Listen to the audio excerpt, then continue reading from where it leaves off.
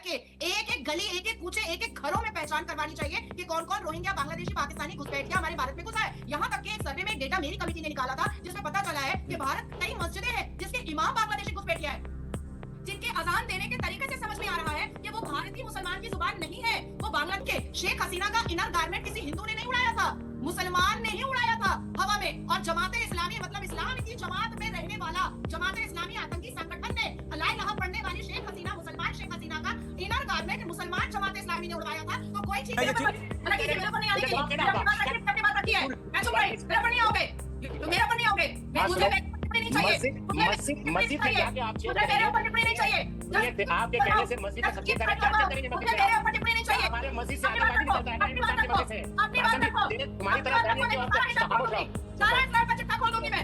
चुप, क्या खोलोगे इस्लाम का चिट्ठा? इस्लाम इस्लाम में नहीं है, इस्लाम की बात नहीं करोगे। तुम जाली औरत हो, तुम जाली औरत हो। देखिए तो चलिए शुरू करते हैं। जाकर मिलते हैं, फिर ये मौलाना का बयान सामने आता है कि मारो हिंदुओं को जो यहां पर रह रहे हैं। फिर एक खबर आती है कि बाढ़ लगाने से मिर्ची लग रही है। ये क्या एक साजिश लग रही है इस्लामिक मुल्कों की भारत के खिलाफ? क्योंकि इस वीडियो में बार बार ये कहा गया है कि इस्लामिक राष्ट्र बनाएंगे, इस्लामिक राष्ट्र बनाएंगे, फिर चाहे कुछ भी करना पड़े। देखिए, जिस हिसाब से आदरणीय प्रधानमंत्री जी के नेतृत्व में भारत देश जियोपॉलिटिकल, बायलैटरल, इकोनॉमिकली, जीडीपी में इतना वास्ट एंड फास्ट हुआ है, इतना एनहांस हुआ है, ये बात किसी भी हाल में पाकिस्तान को हजम नहीं हो रही है। हम असद को आज भी नहीं भूल सकते, तो हम याकूब मेमन को आज भी नहीं भूल सकते, यासिन मलिक को नहीं भूल सकते, एस बुरहान वानी को नहीं भूल सकते।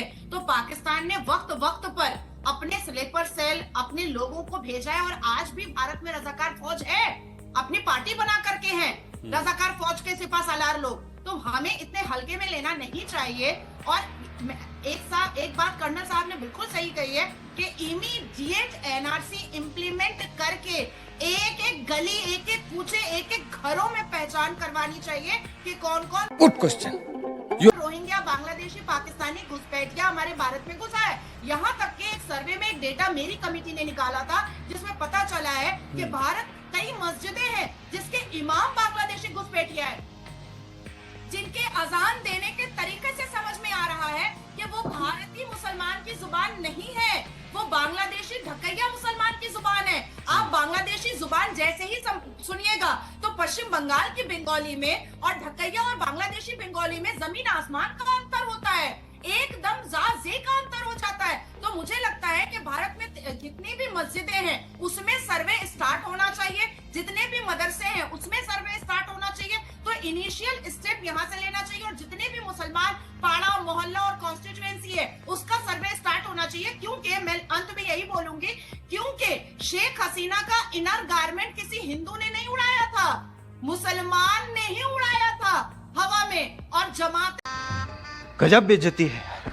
इस्लामी मतलब इस्लाम की जमात में रहने वाला जमात इस्लामी आतंकी संगठन ने ला इलाहा पढ़ने वाली शेख हसीना, मुसलमान शेख हसीना का इनर गारमेंट मुसलमान जमात इस्लामी ने उड़वाया था। तो कोई तो वो थारा मूड खराब कर दिया। ठीक नहीं है कि कल को सुबह हम लोग भारत में ये सुन ले कि कोई स्टूडेंट प्रोटेस्ट के नाम पर लश्कर तैयबा और जैश मोहम्मद की सेना आकर के हमें भी बेआबरू कर रही है। ठीक है, जैद साहब मैं आपके पास आ रहा हूं। जैद साहब बताइए क्या है? देखिए, जी हाँ, बोलिए।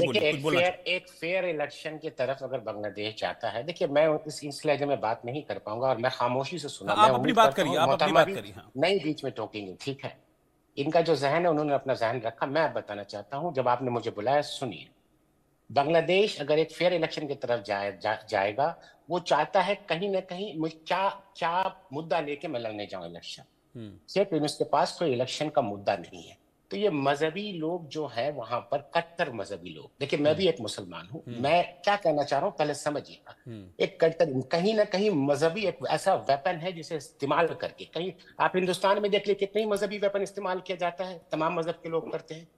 दुनिया के कोई हिस्से में चले जाइए तो एक मजहबी वेपन को इस्तेमाल करके जो तैयारी हो रही है, आप देखिए, सिंपल लॉजिक है। अमेरिका में जो बाइडन आज पैचअप करवा रहे हैं इजराइल का और हमास का, और कल तक या परसों तक आपको एक न्यूज मिलेगा कि पैचअप इनका हो गया।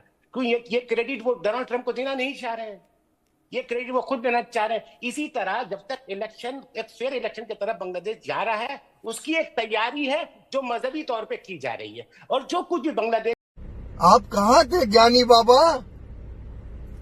में हिंदू भाइयों के साथ हो रहा है, ये गलत हो रहा है। रहा सवाल ये मोहतरमा ने जो बात रखी है, नहीं, लेकिन मैं ये चीज मना कीजिए मेरे ऊपर नहीं आने के लिए। जवाब देना मैंने होगा। अपनी बात रखी है, मैं चुप रही। मेरे ऊपर नहीं आओगे, तो मेरे ऊपर नहीं आओगे। मुझे टिप्पणी नहीं चाहिए। मस्जिद में जाके आप छेद मुझे मेरे ऊपर टिप्पणी नहीं चाहिए। आपके कहने से मस्जिद में छेद करें, क्या छेद करेंगे मस्जिद में? मेरे ऊपर टिप्पणी नहीं चाहिए। हमारे मस्जिद से आतंकवादी निकलता है क्या हिंदुस्तान की मस्जिद से? समझी तेरे तुम्हारी तरह दानिया की औरतें खामोश रहो। सारा इस्लाम का चिट्ठा खोल दूंगी मैं। चुप रहो, चुप। क्या खोलोगी इस्लाम का चिट्ठा? इस्लाम पाक है और अल्हम्दुलिल्लाह तुम जैसी औरतों के हमारे इस्लाम में नहीं है। इस्लाम की बात नहीं करोगी। तुम जाहिल औरत हो, तुम जाहिल औरत। गेम बजाना पड़ेगा। नहीं देखिए, तुम जाहिल हो।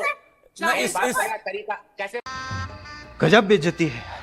बात कर रही हो? आराम बात से करने का तरीका नहीं है। बहुत आराम से बात करेंगे। मैं क्या यही स्कूल गई हो तुम क्या? घर में क्या करते होगे वो भी पता है। हाँ ठीक है, बता देना। हाँ। जो करता हो तुम आ जाना, तुमको सिखा देंगे क्या अच्छा करते ठीक हो। है, ठीक है। मैं हाजी नाजिम साहब के पास चल रहा हूँ। हाजी नाजिम साहब के पास चल रहा हूँ। हाजी नाजिम साहब, ये इस तरह, हाँ मैं नाजिम साहब के पास चल रहा हूँ क्योंकि लास्ट कमेंट होगा, फिर मुझे आगे जाना है। मैं ये जानना चाह रहा हूँ कि इस तरह के जो कमेंट हैं, जो जहरीले बोलने वाले जो मौलाना हैं और मौलवी होते हैं, बड़ा दर्जा होता है उनका इस्लाम में, इस तरह के जो जहरीले बोलते हैं कि जो रह रहे हैं यहाँ पे इनको मार दो, इनको क्या कहते हैं आप? अरे बाप रे, ये तो धोती खोल रहा है। अगर कोई किसी की मानवता को नुकसान पहुंचाए, वो इंसान की शक्ल में हैवान है। अब देखिए, मैं पढ़ता हूँ कि ला इलाहा इल्लल्लाह मोहम्मद रसूल अल्लाह। देखिए महादेव, मुझे कोई दिक्कत नहीं है, मैं ला इलाहा इल्लल्लाह मोहम्मद रसूल अल्लाह पढ़ता हूँ। जय श्री राम। मुझे कोई दिक्कत नहीं है, आप कुछ भी बोले। और सुन लीजिए, और दूसरी बात, मैं इनके बीच में नहीं बोला क्योंकि ये महिला है, मैं इनका सम्मान करता हूँ, मैं इनकी तरह बदतमीजी बातें नहीं करता। और दूसरी बात ये कि जिस तरीके से बार बार यहाँ पर जो बात हुई थी कि देखिए यहाँ पे भारत के अंदर घुसपैठिया है, देखिए हमें तो अपनी भारत की सेना पर फक्र है क्योंकि भारत की सेना बड़ी मजबूत है, कोई घुसपैठिया नहीं आ सकते क्योंकि देश सुरक्षित हाथों में है। अब फिर इसके साथ एक चीज हो रहा है, मैं नहीं मानता। अगर घुसपैठिया भारत के अंदर आए हैं रोहिंग्या और बांग्लादेशी, तो 2014 से 2024 के बीच में कितने आंकड़े हैं? अभी स्टूडेंट साहब ने कहा कि हाँ घुसपैठिया है, तो मैं इनसे एक बात पूछना चाहता हूँ कि हाँ, एक सीमा हैदर भी भारत के अंदर आई थी अनलीगल तरीके से, लोग बागों ने उसे अपनी भाभी बना लिया, तो भाई सबसे पहले उसे सीमा हैदर को भारत से वापसी पाकिस्तान भेज देना। नहीं, मैं एक बात जोड़ना चाहता हूँ। गृह मंत्री क्या कर रहे थे? गृह मंत्री के अंदर आता है बॉर्डर सिक्योरिटी आता है, तो गृह मंत्री साहब क्या कर रहे थे? ये गवर्नमेंट क्या कर रही थी? सवाल गवर्नमेंट से होनी चाहिए। सवाल सिंपल लॉजिक है। मगर मैं ये टॉपिक पे जाना ही नहीं चाह रहा था, मगर आप ऐसे जाहिलों को बैठाइएगा, इसी तरह की बात नहीं, देखिए इस तरह की बात को बैठाइए। नहीं, मुझे नहीं समझ में आता है। बताइए, उनका लहजा है, एक ने कलमा पढ़ा, एक ने जय श्री राम बोला। ये हिंदुस्तान है क्या? आप ये हिंदुस्तान पेश करना चाहते हैं? एक बोलती मस्जिद में घुस के निकाल दो, हिंदुस्तान है। ये हिंदुस्तान बता चाहते हैं? नहीं, ये हिंदुस्तान आप बनाना चाहते हैं। दिक्कत क्या है? सुनिए तो, इसमें दिक्कत क्या है? घर से जो सुरंग निकला था ना, वो बांग्लादेश तक जाता था। ठीक है, आप जली ना, तेरी भी जली ना। मेरी बात सुनिए, वो कौन था? पश्चिम बंगाल का जो सुरंग निकला, वो कौन था? मैं तुमको जवाब देने बैठी ही नहीं हूँ यहाँ पर। नहीं, वो कौन था? नहीं, मैं आपसे मुखातिब हूँ, आपसे मुखातिब, तुमसे बात नहीं कर सकती हैं आपको। नहीं, आप मेरी अच्छा ठीक है, ये डिबेट जो है, मैं यहाँ पर नहीं पता, मैं आपसे मैं मुंह नहीं लगना चाहता हूँ, खामोश रहिए। ठीक है, अब आता हूँ ओवरऑल गृह मंत्री किसके आता है, तो ये सवाल तमाम जो क्वेश्चन अब आते हैं। ठीक है, मैं एक छोट अगर आप आज निकालिएगा, रोहिंग्या की बात करिएगा, तो तमाम के तमाम शेख हसीना साहब को निकालना पड़ेगा, दाई लामा को भी निकालना। जहन्नमी जहन्नमी जहन्नमी जहन्नमी। असाइलम नाम का एक वर्ड होता है, इसे पढ़े लिखे लोगों को बताइएगा। असाइलम लेने का असाइलम सीकर है ये तमाम चीज। सर मैं कह रहा हूँ ऐसे लोग जो देश के लिए खतरा हो सकते हैं, उनके खिलाफ एक्शन लेने में क्या दिक्कत है? नहीं नहीं वो तो जरूर कर ही ले। रही है हम तो पुलिस, ये तो नहीं मेरे कह कहने रहे। से आपके कहने से थोड़ी ना रुक जाएगी। मेरी बात सुने ना, वो तो मैं कर ही नहीं रही है, कह रहा हूं कि पुलिस नहीं कर रही है। आप मैं देखिए ना नहीं दिल्ली में कह- ढूंढ रहे हैं ऐसे लोगों को। मेरी बात सुने ना, हो सकता है ये पश्चिम हम बंगाल तमाम से तो रोज हम बांग्लादेशी घुसपैठ के आतंकवादी से अरेस्ट हो रहे हैं। हम पश्चिम आतंकवादी बंगाल से से तो हमेशा मुसलमान गलियों में हिंदुस्तान सबसे ज्यादा घुसपैठ किया है बांग्लादेशी। हमेशा सर्वाइव प्रॉब्लम में रहा है, हमेशा इस चीज से रहा है। आतंकी चाहे बांग्लादेशी उस मुसलमानों आज को कहीं छुपा ना कहीं छुपा करके तो कहीं ना मुसलमान कहीं रखते किस सही पकड़े हैं। बॉर्डर से देखिए, किस बॉर्डर से नेशन वो- सिक्योरिटी से बढ़ के कुछ नहीं है, देश की सुरक्षा से बढ़ के कुछ नहीं है। और जो भी नहीं, देश की नहीं, सुरक्षा के लिए अगर खतरा हिंदुस्तान होगा सुनिए ना, तो फिर उस पर सारे एक्शन जहां होगा, से हिंदुस्तान उसको हमारा, बाहर हम जाना होगा, हिंदुस्तान ये तय है। अब ये हाँ, यहाँ सिक्योरिटी की बात मैं नहीं कहता, मैं कॉम्प्रोमाइज नहीं करने का चाह रहा हूँ, मगर आप एक चीज को इस मिजाज से पेश करेंगे कि कलमा ही पढ़ने वाला आतंकवादी है। इससे पहले क्या हुआ था मालेगांव में, हुआ तो यही है, इससे कलमा पहले पढ़ के ही सबने बम फोड़ा है। मेरी बात सुनिए, मेरी बात सुनिए। आप मोहतरमा आप भी झूठ बोल रहे हैं। अब सुनिए, हनुमान सुनिए। चालीसा पढ़ करके तो किसी ने बम फोड़ा इससे नहीं। ये अरे भाई कहाँ मारे ना। अच्छा, ये डिबेट बहुत अलग तरफ जा रही है, बहुत अलग तरफ जा रही है डिबेट। हम हाँ, लेकिन ये चीज बिल्कुल साफ है कि भले कितनी भी साजिशें रच लें, इस तरह की जो मंशाएं हैं उसको पूरा नहीं होने दिया जाएगा। चल बस, तू लायक है क्या काम करने दे। भगवान कसम, क्या प्रोग्राम दिखा दिया तूने।